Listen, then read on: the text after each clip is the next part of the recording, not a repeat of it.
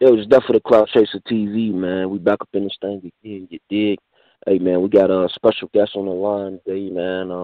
Can you introduce yourself, man, and let them know exactly where they can follow you at? Rudy Lowe, the creator of the logo, Mr. Foreign Ever Boring. Rudy Lowe Chronicles on YouTube, Rudy Lowe Chronicles on Instagram, and Rudy Lowe on Facebook. Yes, sir, man. Peace. Salute, man. Salute, man. We appreciate you blessing our platform. And, you know, at Death for the Cloud Chaser, we try to ask some questions. Maybe some other podcasts made it miss. You know, starting off with, you know, Rudy Lowe. Like, what type of kid was Rudy Lowe when he was growing up? Let's take it back.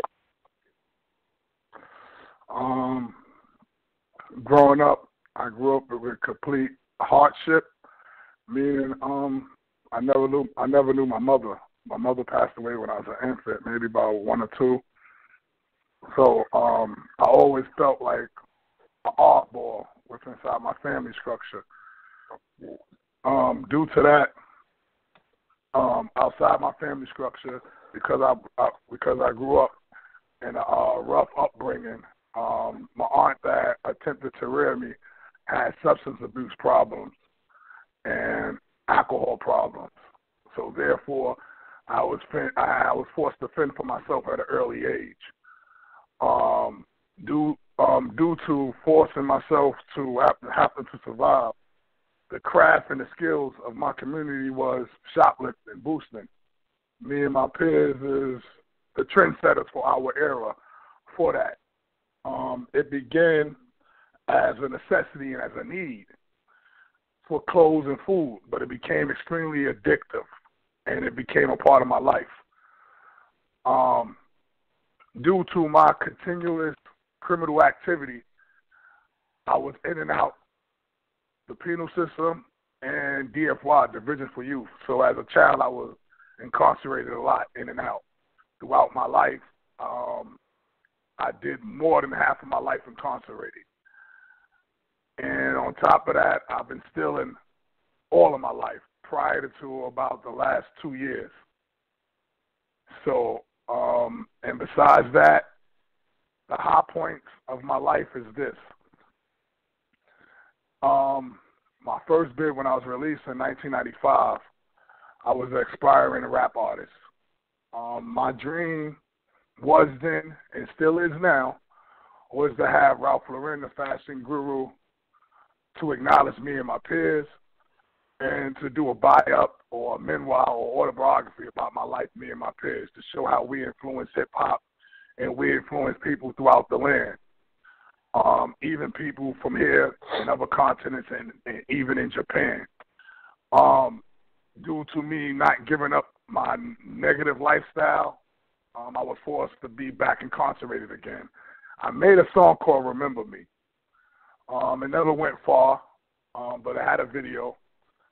I went to prison with a life sentence, and my peers still did not remember me. Actually, one of my peers emulated me. Let me stop you right quick. Right there when you said, you know, with the situation with you making that track, did you also have I think I seen an interview. You had a Ralph Lauren deal on the table at that time. Yes.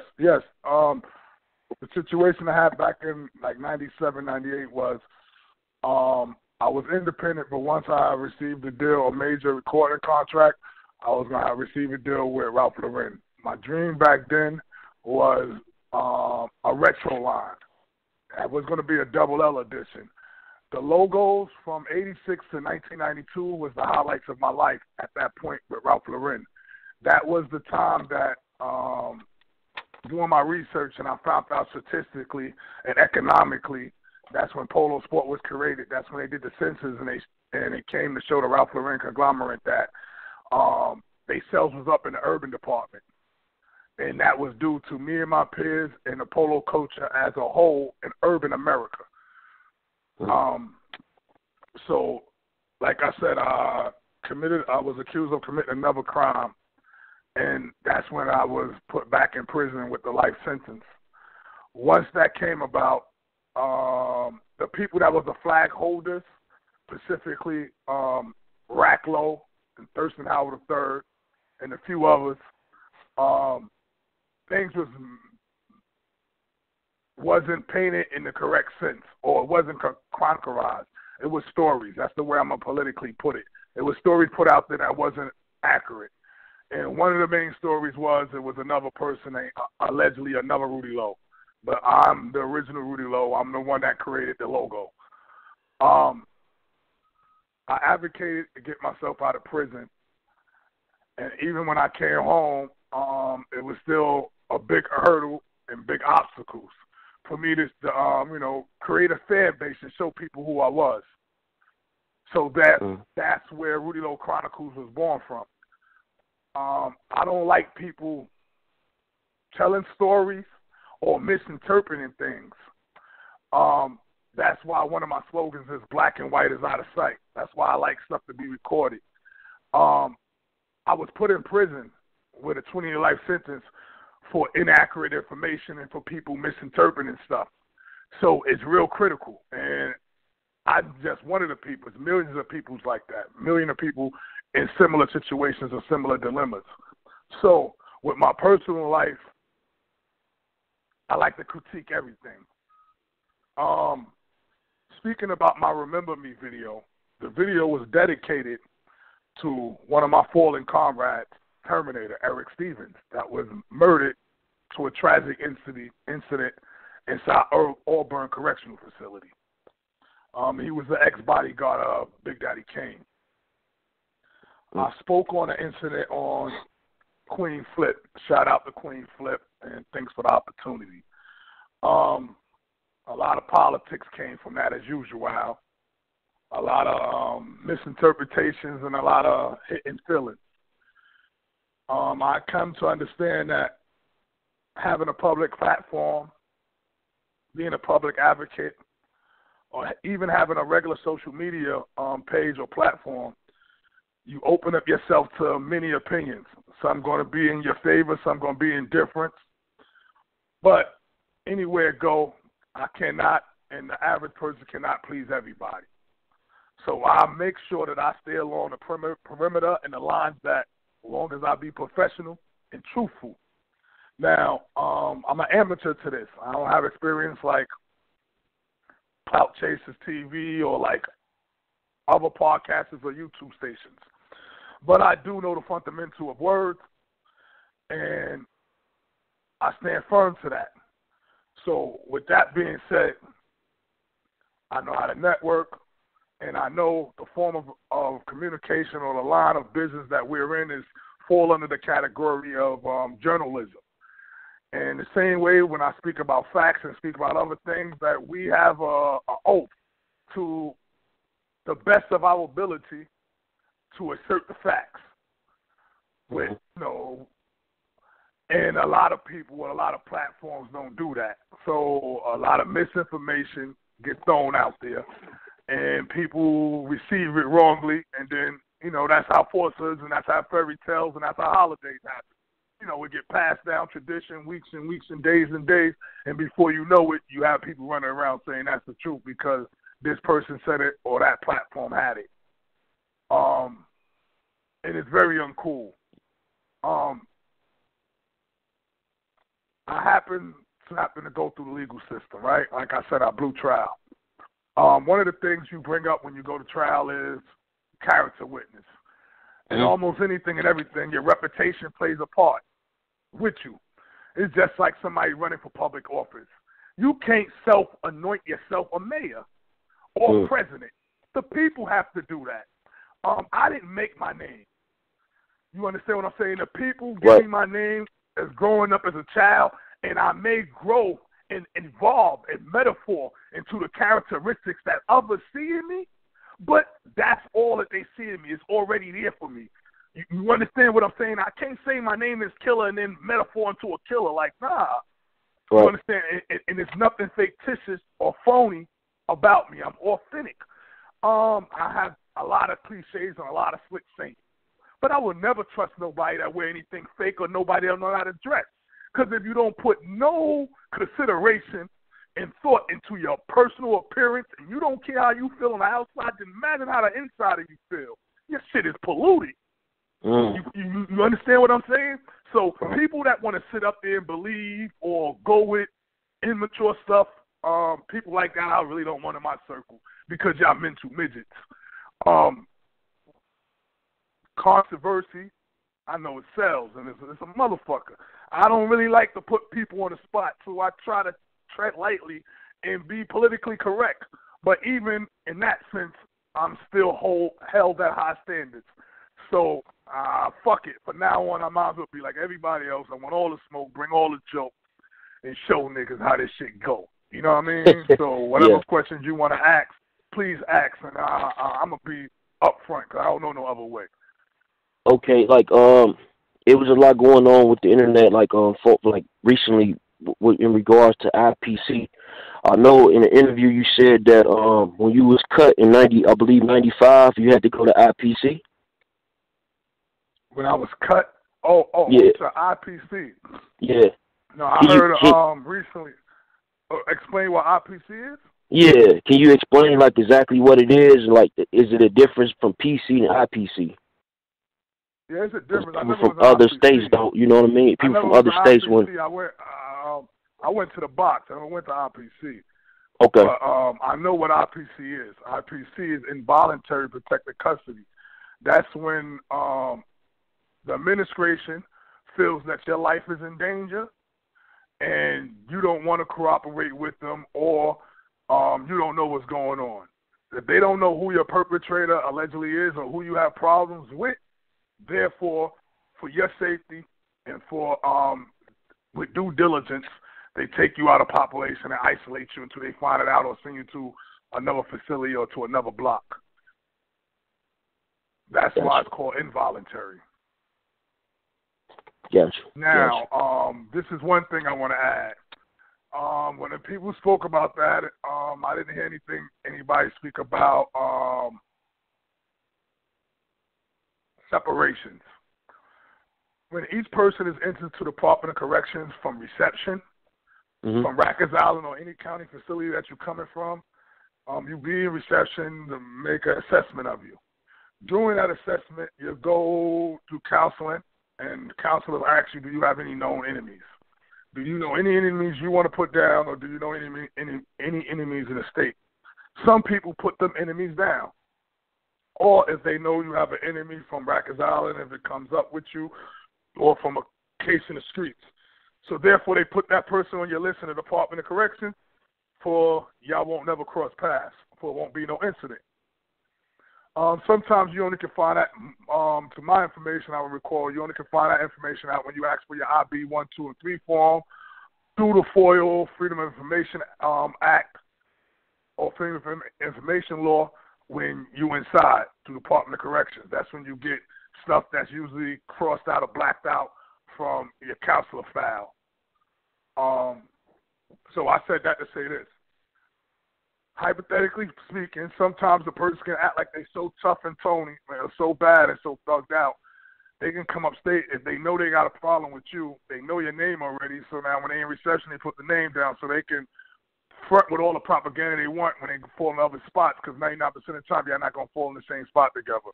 It's mad little tricks and trades that, niggas play, but the real people know what it is. You know what I mean? People that have been behind the wall for a long time. Wow, that's definitely some insight on that, man. And like, far as like low life, Ralphie Kids movement, right? A lot of people, they have questions like, far as like, you go on a little bit more in depth. Like, is it like, when did it stop? What made it stop? Just what happened to? Yeah, what happened to some? Is some of the members still around now? Things like that. Low life never stopped. Even Ralphie Kids. We started out as Ralphie Kids. That's me as a child, me and my peers. We had our older peers, our OGs like G. George, Puerto Rican Georgie, shout it out. Hector, his sister Lisa, Little Rick, Seagard, Corey, Mambo, D Block, Frizz, E-Yuck, Wick Wack, people of that caliber, they our older peers that we idolize. I personally idolize and I emulated. But as the years went on, an incident happened later on, but that's when the Low Life name or handle came about. So I always like to say it's a metaphor effect. I see it as one and the same. Some of my peers don't, but I only see it as one. I don't like divisions. I understand the dynamics, and I can always boast and brag about divisions. Anytime there's more sets or more units in anything is going to be more confusing. I'm an atheist, but I happen to be well-rounded, and I read or studied a few different subjects. The Prophet Muhammad and Islam even said after his passing that something to the effect it'll be 73 sets thereafter him. And it is about 73 sets after him. Noble Drew Ali came over to our continent with the Morris Science Temple, ideology and thinking. It metaphor to evolve down into, let's say, Master Farad, from Master Farad to Elijah Muhammad, from Elijah Muhammad to the Clarence X, the father, Malcolm X, and everybody else. But now we see what it stands now, and it's all related. The same way how we all was born in the continent of Africa before the continental draft, whatever you want to call it, Egypt, Africa, Ethiopia. We was born in a warm climate, and eventually everybody evolved and or migrated and populated the rest of the population. But they want to deceive us and mislead us with different titles and different names. With me, the amount of information that I have now, looking at different subjects and different titles, even if I look at Centerpole with J. Edgar Hoover, he did the Black Panthers and the BLA and Malcolm X and Martin Luther King, like, I don't put nothing past anybody. And I even know on a minor level, on a small level, it could be three people in a conversation and we may not agree, but we may agree and be not coming across in the correct way, and it'll take us 5 or 10 minutes to reason and logic to understand each other. So imagine what happened with 100 or 1,000 people. So I don't like the division stuff. So to get back on focus, the Ralphie kids is the low life. We all one and the same. It's a metaphoric state. It's like being a boy to a man. You understand what I'm saying? It's still one and the same. So to answer your question, we never stop. Like, the low-life culture never stopped. It just evolved, and it's more positive now. Of course, we adults now. No, times change. We change.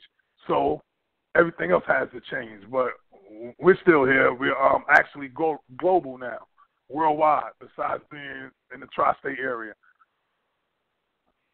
Gotcha. And like far as,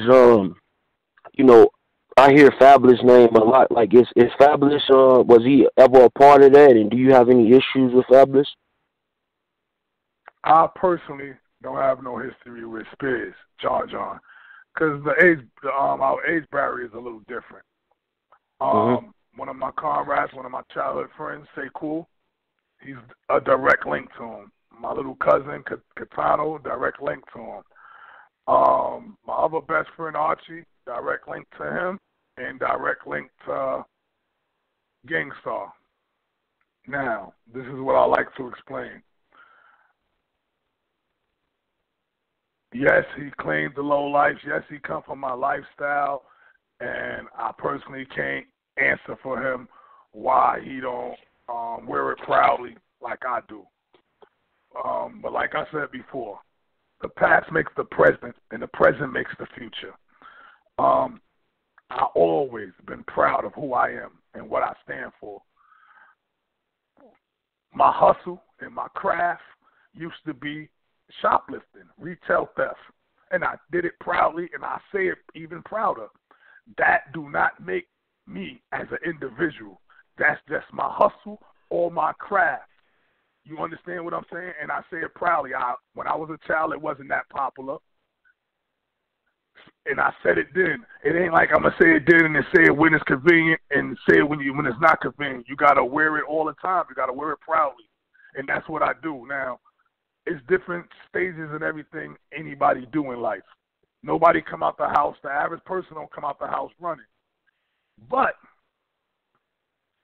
if whatever you've done or whatever path you cross in your journeys, if it was knowledgeable, if it was colorful, if it was insightful, then you should give them their due diligence and give them their respect. Like, I'm having this opportunity right now to converse with you and do this interview. Anywhere from this point on, I'm never forgetful as long as I'm in the correct state of mind. And I'm always going to be appreciative because I done did too much advocating and too much arguing for the people that left me in the dark, for things that I created and things that I was a part of that couldn't exist without Rudy Lowe, the creator of the logo, without Rudolph Pathia. You understand what I'm saying? So if I'm pointing one finger at everybody else, besides number one, I got three pointing back at myself besides my thumb. So you got to clean your own backyard before you clean somebody else's. You know what I mean? You got to know. Right. So I'm a walking, living example. I talk that talk and I walk that walk. If you walk like a duck, you talk like a duck. I don't give a fuck if it don't quack, then you a duck. I don't give a fuck.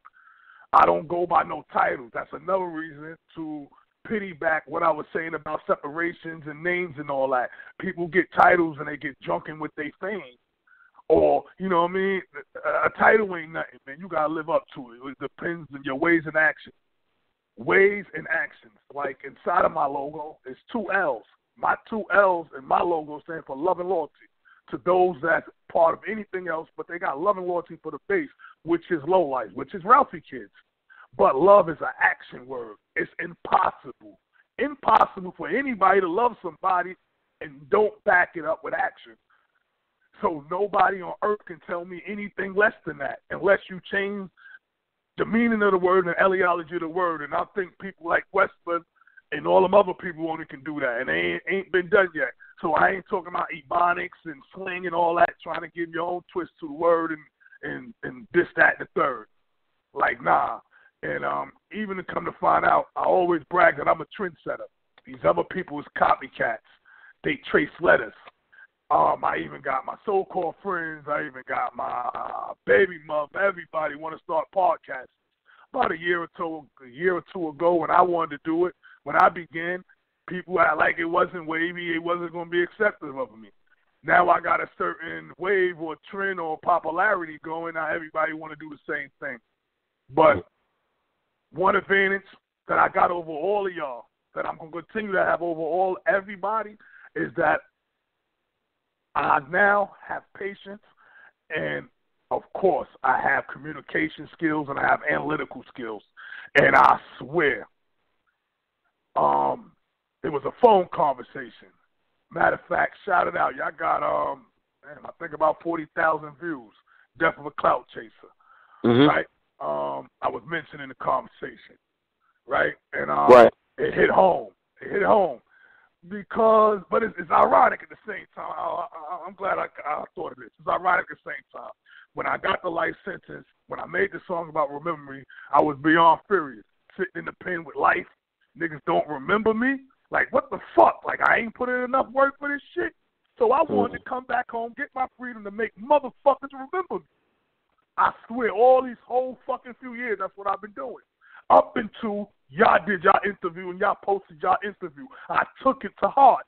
And straight from the start, I'm telling you right now, and fuck all the dark shit, everything gonna come to light. I'm gonna tell niggas why I'm right, because it's black and white. You feel what I'm saying? I took everything to heart. They said I'm a booster. Oh, he's one of the greatest boosters ever. And at first, I was like, damn, they giving me kudos. I was open. I felt goosebumps. But then I said, nah, they said that's all I am. But guess what? The Pilgrims, the Anglo-Saxons, the Appellate Division, 2nd Department, 1 in a million said Rudolph Pathia knew what I was talking about. I advocated and I got my freedom. That's why I'm on the phone talking to you right now. And I did it through an oral argument in 15 goddamn minutes. I convinced 6 judges that I was right. I was right. A lesser included offense thereof. I did something that haven't been happening. I set a precedent in New York State. Every time I did anything, you can Google me. So guess what? The Pilgrims recognized my intelligence. These freaks, they don't want to recognize my intelligence. They want to test you as your last movie. They want to test you when your gun goes warm. But I can't win like that. The same way I can't beat my way through no prison. But ain't nobody can talk like me. Ain't none of them smart and intelligent like Rudy. And I'm going to prove it through my ways and actions and through my intellect.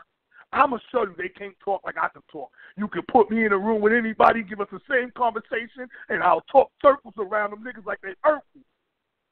I'm telling you, I hurt them niggas, man. For real, man. It's all a mental game, man. And I'm not with the WWE, the WWF. My shit is authentic. I'm not with no shenanigans. I'm not clout chasing. I'm not with the trendy stuff. I'm not with the popular crowd. I'm different. I'm Mr. Foreign, never boring. I want to think outside of the box. So the smart people, I'm being diplomatic, read between the lines. But this is what I'm going to do better. The whole time when I was incarcerated, minus me making revenue to send home to my son, minus money, only thing that drove me every goddamn day was reading law. Every day before I went to bed, I put something on my motherfucking head. And when I woke up, I went over it again. Every fucking day. Every day. Every day. And this is what I do right now. Every fucking day. They not going to win, kid. I'm telling you, mentally, I'm going to have a law library. I'm going to do law library. Every facility I ever went to in my life, I worked in a law library. It made oh my God, it excited me. Now I'm going to take it to my platform. I'm going to comb my shit and I'm going to show everybody. So if anybody's dirty, I'm going to show it. I bet you they can't do that and they're not willing to do that because I'm a crook and my life is an open book. Anybody can ask me anything. You can spell my name. You can Google me. You can go to the go to the public record, check it under FOIL. Ain't no secrets. But everybody can't say the same thing, man. Everybody can't. And we're going to see how many going to taste that clout. And like when you just mentioned, I want to know a little bit more about like the transition, like from you receiving a life sentence and then that moment they telling you like you getting out. Actually, right. I want to give a big shout out to like a triple OG. Paul Clark, the original Babyface killer. He's from Brooklyn. I had the honor and the privilege of being double bunk with him in Upstate in 2002. He's extremely intelligent. We was double bunk. I actually wrote my appeal on Rikers Island. I already had my appeal, my rough draft done already, because I was getting my minutes as I was going to court. So when we was in the box, I had the rough draft of my appeal done. We debated like nights and nights. He didn't think I was going to win. Nobody thought I was going to win. I had direct contact with one of my best friends, Art Slow, right? He didn't think so either. One person did, but it was premature. My best friend, AV Rock, he always used to tell me, you're going to come home, you're smart. But AV he don't go to prison, and he naive to the law. So I felt and I know he just was saying that from his emotions, from him being a comrade. I had robbery in the first degree, right? A robbery is in New York State forcefully taking of property, no matter the value of the property. I explained this once before. Property in New York State, in totality to the organic legal system of our country, according to the Constitution, is chattel, CHATTEL. That stands for property. Slaves, black people, was considered chattel at one time.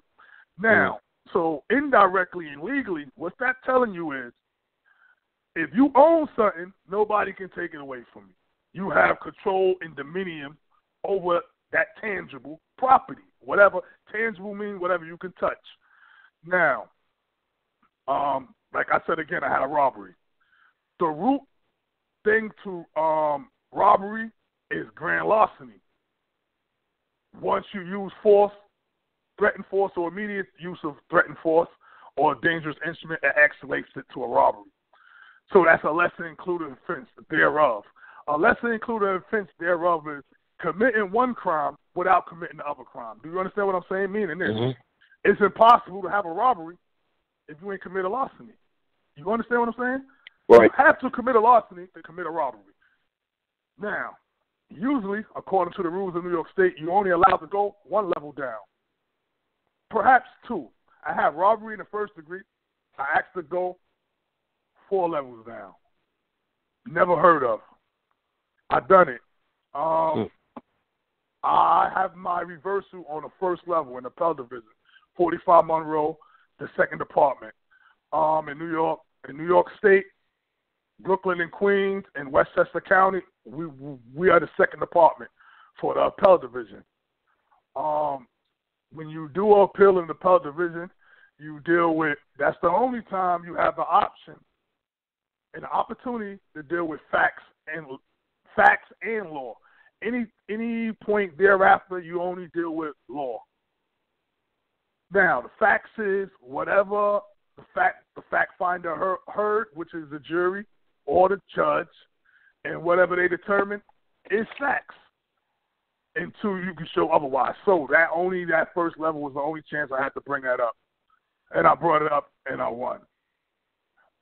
When I got the reversal, I was happy. I was happy as a motherfucker.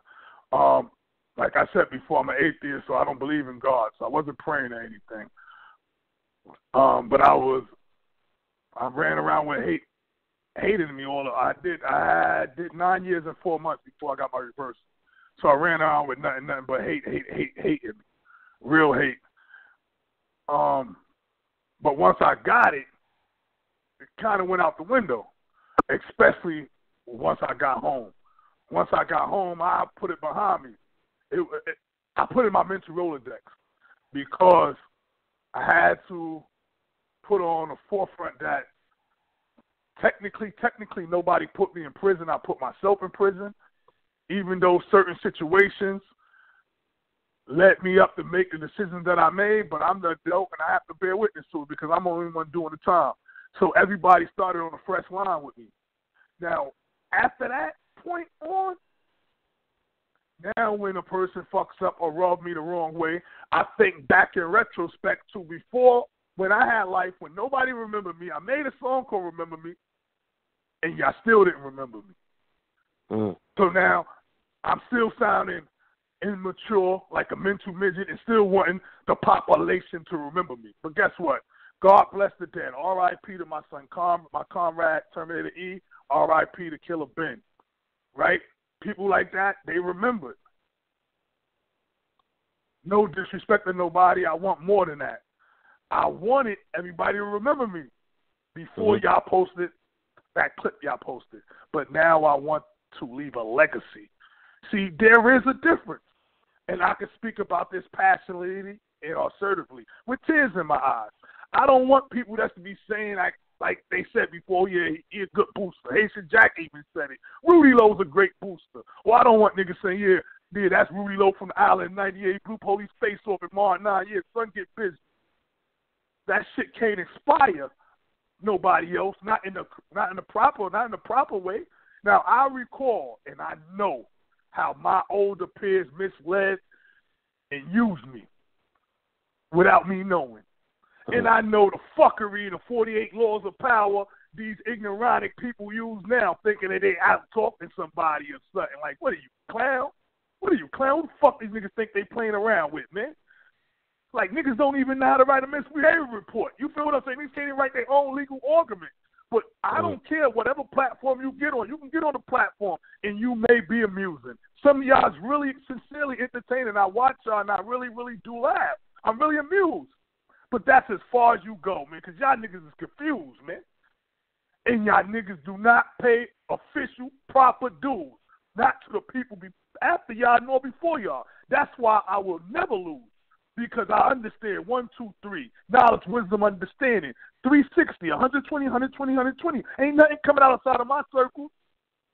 Nothing. It's squares in your circles that hurt you, nigga. Yeah. And let me get like I just want to ask you something, man, because this is definitely a unique situation, man, and a lot of people don't come home from things like this. And like now, you explained to us, that feeling that you got when you found out that you were getting out. Now, what was the feeling like that first month or that first 6 months when you first come home? And like you said, a lot of people did forget you. You come home. What was that feeling? I guess the first apex of emotions and feelings was me seeing my son. I'm trying to get it correct. I believe it was '04. Yes, I believe '04. '04 in Attica. My son came to see me. I didn't prior to that. I didn't see my son since '02. When I was in Sing Sing, I had some bread. I still had bread. I was still on the island about 3 years, and I still in Sing Sing about a year. So the first 4 years, I was all right. I was balling. I was good. So the BM stood around. But once the cash went, you know how fast she went. Once I went to upstate, from Sing Sing, I went to upstate. When I went to upstate and I went to Attica, I didn't see my son for about 2 years. When I saw my son in Attica, my son came on a visit and he ran towards, I'm walking on the visit and he ran towards another brother that looked similar to me. Like my complexion, the beard, boy head. That shit was like a spike in my heart. That shit killed me. So I saw him in '04. I came down. I got my reversal in '05, but I didn't make it out to '07. But that's when I got the reversal. Anyhow, it's crazy. Let me back up. I got my reversal when I was inside Green Haven. I went to the box from Attica. I got approved. I chilled out for a while. Got approved for one of the jails close to the city again because I started out at Sing Sing. I wanted to be able to see my son more. She wasn't bringing him. She claimed the distance was too far. I turned around. I got down to Green Haven. Still no visits or nothing. But I was able, my comrade started coming to see me again, Archie. So I was able to see my son again. It was around this time I got my reversal in November. I think it was November 21st. I was in the yard. My brother put me in a three-way. You get in trouble for being on a three-way if they catch you. I got caught that day. That's the first and only last and first time that I got caught in a three-way. But I had to call, and I had just when I got back, I just got my reversal. I got the paperwork. I got a reversal, and my baby mother was talking, disrespectful and slick on the phone. I was jumping for joy when I got the reversal. So, I went down. I had to go through the preliminary stuff, with the courts and all that. So fast forward, when I came home, my son didn't know I was coming home. My baby mother, when I was on the island, her and the people in the streets thought that I came down for like a paternity test or, on some jail shit like everybody else was doing coming down. Nobody thinking I'm down on the island for a real reversal. Now, the first time I came in the courtroom, my little niece, Angelisa, she was young at the time. She was in court for me, my uncle Anthony, and my best friend Archie. So the lawyer come in the back. I got a draft bag. I used to carry 2 draft bags. You're allowed to carry your legal work everywhere you go. So I had 2 draft bags of legal work, number paperwork. Got it in court with me. It's a Jewish lawyer. He come in the back like, they offering you 12 to life. Take it right now. I don't care about the jobs, lawyer stuff. I don't know what you're talking about. He like, you see all this legal stuff? Like I said, I don't know what you're talking about, man. I go out in the courtroom. My friend Archie's in there. He like this. Yo, man, the lawyer said you acting stubborn, man. Yo, take the 12 to life, man. You got like 7 in, you be able to go to the board, man. It's better than that life. I ain't taking that. I ain't cop out 12 years ago. What makes me think I'm a cop out now? Like, nah, let's roll the dice. Like, nah, I'm innocent. Nah, we're going to go. So anyway, I went through all the preliminary. I got my freedom. So now when I come home, baby mother, everybody don't think it's true. When I talk to her, I tell her I'm home. When I first came home, I was residing at my sister's house. A few blocks from Kings Plaza, so it was like the suburbs, a Mill Basin. So I'm in my sister's home. My son thought he just was coming to visit his aunt. So he come there, he in the living room. I come out the kitchen area, and that's to see his face. And he was like frozen in time again, like he was seeing a ghost. Like, and then he actually said, "Daddy, Daddy." I'm like, "Yeah, come here, boy, give me a hug." And that was like I said before, that was the apex, because I never thought I was going to never see my son again being free. Right. And my father was never around. So I know how I feel every day of my life, and especially how I felt in there, that I let my son down. I wasn't there. I wasn't living up to my responsibility as a man, and I know what a man is. And part of being a man is taking care of my children if I got children. Now, to come full circle,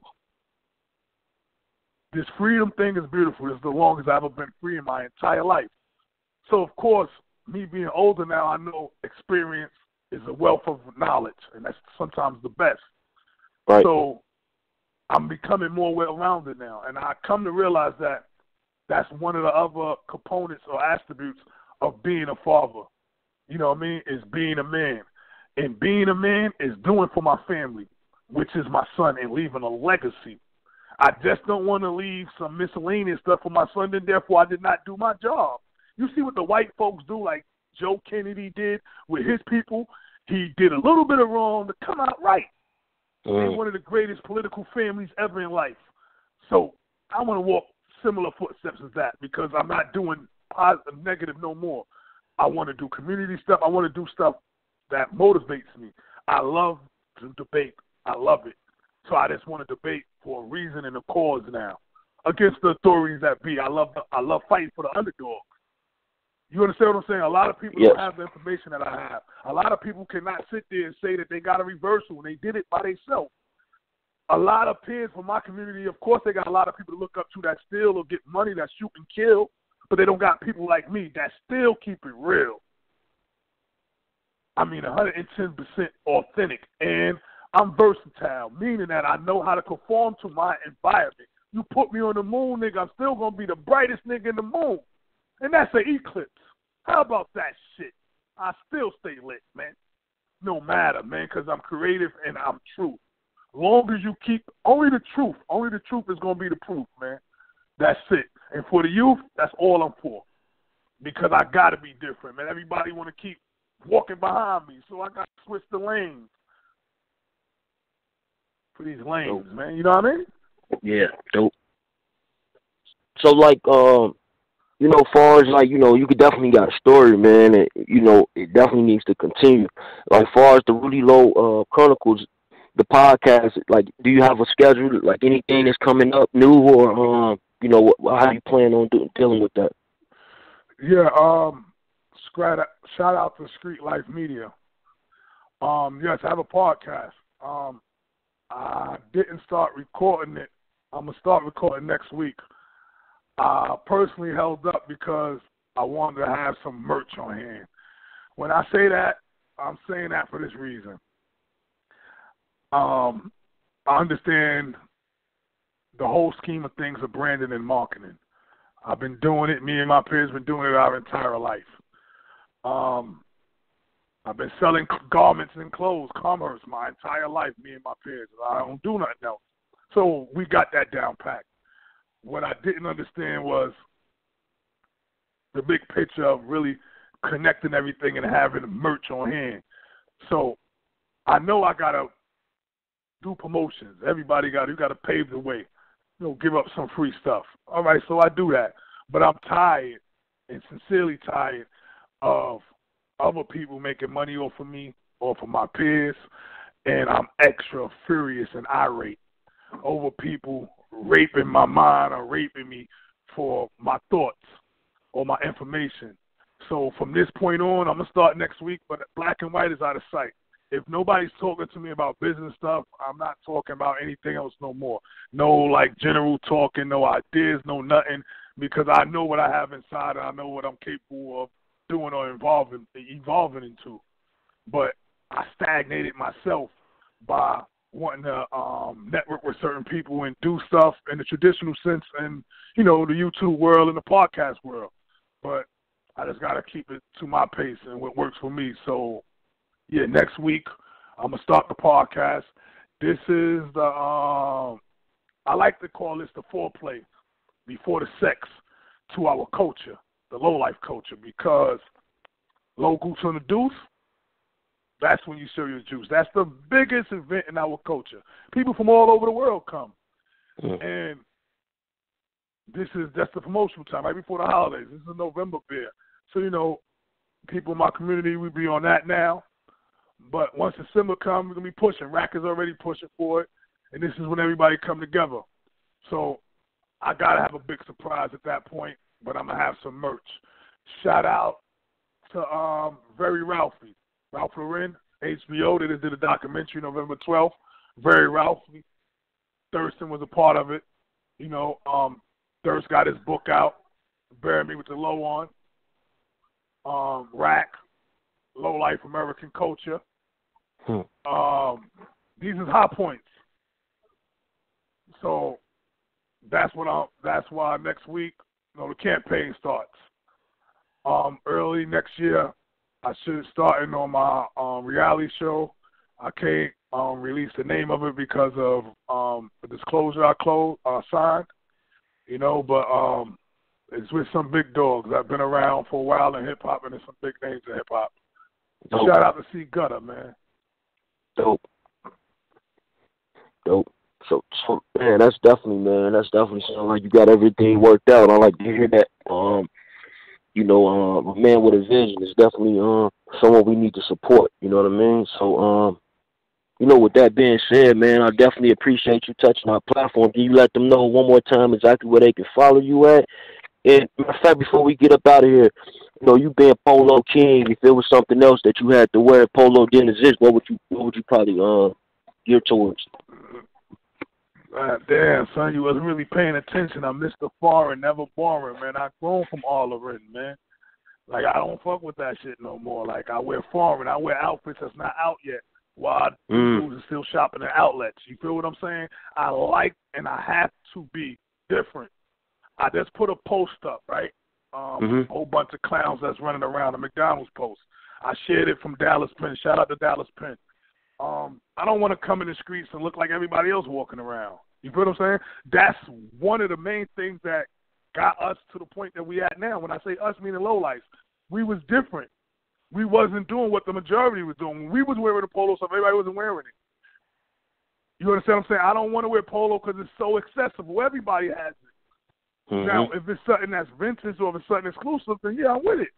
But I don't want to be like everybody else, man. Nah, I want to be different. I have to be different. I have to stand out. I wouldn't be Rudy Lowe. I wouldn't be Mr. Foreign, never barring.